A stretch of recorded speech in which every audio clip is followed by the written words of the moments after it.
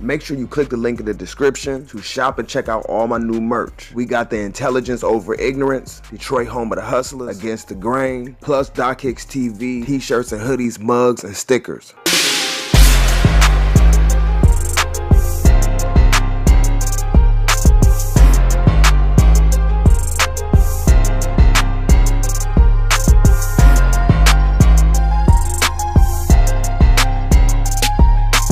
Do you feel, as far as either in the rap game, to say Sacramento, in the rap game or the streets or anything like that, with the knowledge and everything that you have obtained going through, you know, that chapter of your life and coming back with the wisdom and knowledge that you have now, do you feel, I don't know if obligation is a strong word to use, but to try to help diffuse some of the beef that's going on in the streets or in the rap game? Because I had a homeboy named Endo. He was from there, but he passed away. And I know a couple other people out there, and they always tell me about it was a generational beef between these different places that's been just going on forever. And then the new music scene that's going on, you've seen a lot of beef.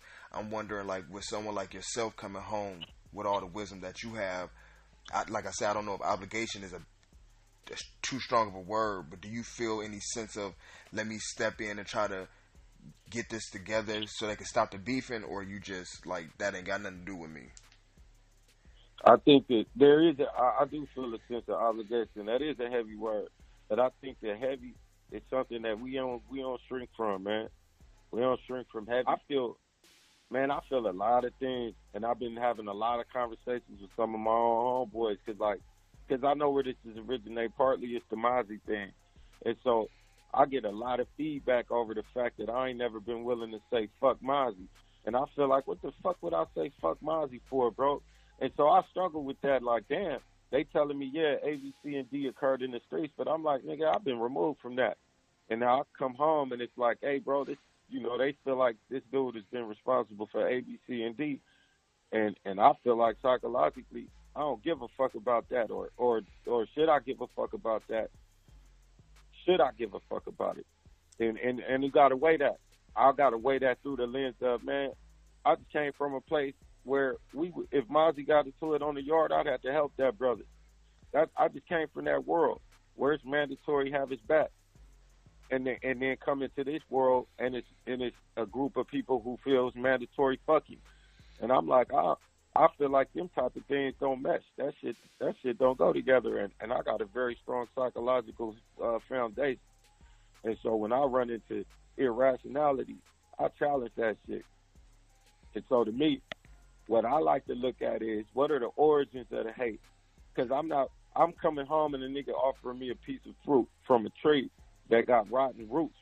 And so I say, what are the roots of this disdain that some people operating with for this young man? You know what I mean? The young nigga doing his thing. What is the roots of the hate? And so I could look at that and say, there's been some disrespectful songs. There's been some disrespectful commentary. But, man, you can't find a more disrespectful rapper in the history of Sacramento rap than Xraided. I done dissed every hood. I dissed everybody dead, homie. I done said every disrespectful thing on the record you could possibly say. From the City of Kings, Vengeance is Mine, I was the most disrespectful nigga. And that was the truth, and on purpose. And so I look at it like I grew. It's niggas that support me on both sides of the rag because they support my growth.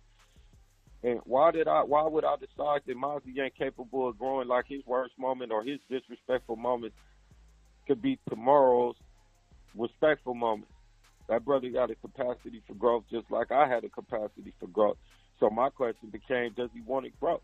And so I sent word to him through a mutual loved one, you know, hey, man, let this brother know that I'm willing to try to diffuse some of this stuff out here if that brother coming from a place of he about that positivity too. If the brother is sincere and now that he making it, you know, he where he trying to go and then some, he got more growing to do, and I'm willing to see it happen.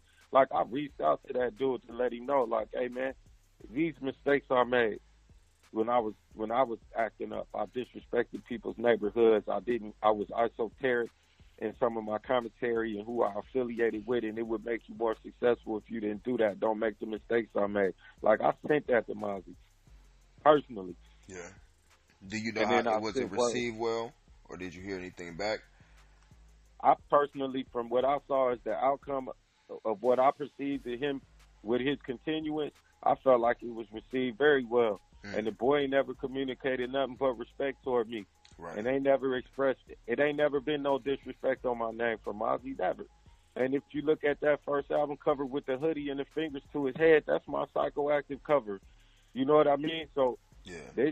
From what I can see, that's homage and respect coming from a young man. So, again, fruit from a rotten tree. One, Mozzy made comments. I made disrespectful comments. Bo made disrespectful comments. Lynch made disrespectful comments. When it was our side popping that hard, didn't nobody mind making no disrespectful comments then. But when the rabbit had the gun, then all of a sudden it's so horrible. Mozzy don't know what he's supposed to not say, and I'm like, nigga, that's hella hypocritical, nigga. That's hypocritical as fuck. But it is for my homeboys that's out there risking their life. That matters. When a little homie got to ride his bike to the store, you know, and that nigga, a motherfucker living in a whole other city talking shit, they end up getting one of my niggas shot at on the street level because they being disrespectful to each other. Then it started like, hey, bro, we endangering people's lives with some of this commentary because people living, man, I live in a condominium and got a house in a gated community. If I got in the song talking about fuck this street, and that street, and they decided to retaliate on Anerae Brown, they going to go to 24th Street in the Gardens to do it. And it's going to be one of my little homies getting clapped at over something I said on the record. And there's a responsibility to be conscious that you can't put your little homies in them kind of circumstances. Like, I love T-Nutty. I wouldn't want nobody trying to harm T-Nutty because of his relationship to me or something disrespectful I said. Like, I would have a real psychological trauma going on in my spirit over something like that. I don't do well when I'm psychologically traumatized. And so I can admit that, you know that. So I'm looking at it like, okay, it's a hypocrisy, if there's a hypocrisy, then that's nullified. It's hypocritical to care that Mozzy has said stuff historically disrespectful because we all did. That's nullified, right? So that don't even count no more. And so then it come to No Jumper interview. Man, I watched that No Jumper interview from every angle, bro. And that nigga Mozzy didn't say nothing disrespectful. That shit escalated because, in my opinion, that nigga was hurt. I watched that shit with my whole team the other day. I wanted to make sure. I talked to one of my homies. He was like, I talked to the nigga Nutty. And because Mozzy got love for Nutty. Mozzy got love for Nutty and respect for me. And there's a difference. I ain't earned no love for Mozzy, but Mozzy got love for T-Nutty, and he got respect for me. And so I say, man, you know, I'm talking to Nutty, and Nutty tell me a few things. I say, man, let me watch this. I sat with my whole team and watched that No Jumper interview, and niggas felt like what they was hearing was Mozzy felt harmed that he hadn't been receiving the support from niggas, that elders didn't show him no love when he started popping. And I'm like, hey, bro, all I hear is a young nigga saying that he wanted to be respected for his accomplishments, bro. And then I hear a young nigga saying, he say, I'm funking with C-Bo, I'm funking with Xraided, I'm funking with Brother Veshaughn. And I interpreted that to be, what he was saying was, I'm competing, like this the bar I got to live up to. He said they did it in their era, I'm doing it in my era. Nigga, that shit is all true. Like, what the fuck would I be mad at that for? Like, yeah, nigga, that's exactly what the fuck it is.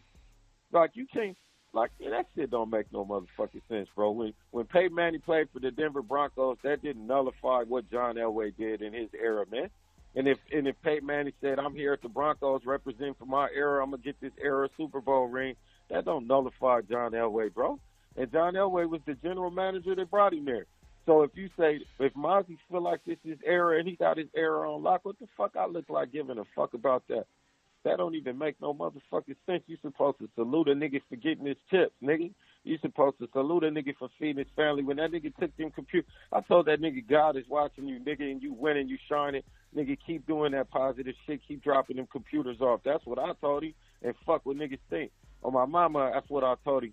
And, man, I'm watching this nigga out there in this neighborhood dropping off the computers and nigga dropping off. Like, nigga, if you hate that, nigga, you need to clap yourself, nigga, period, nigga. My mama.